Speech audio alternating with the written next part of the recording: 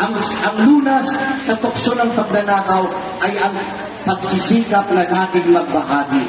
Magbigay, to share. Alam naman natin kung ano yung mga babahagi. Father, walang-wala naman kami. Hindi naman natin pera ang magbibigay. Magbibigay ng panahon. Diba?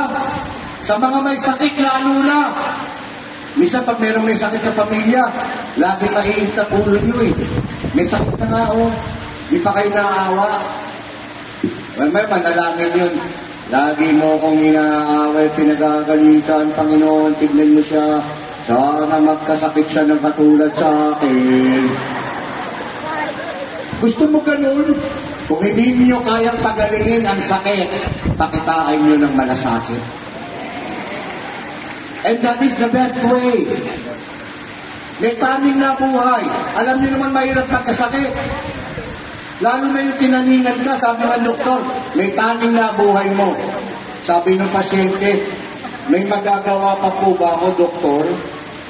Mabuti pa, mag-asawa ka na lang ng pangit at masama ang ugali. Pag ginawa ko po ngayon, gagaling pa ako, hindi na rin. Pero pag ginawa mo yan, mas gugustuhin mo pang mamatay kaysa mabuhay.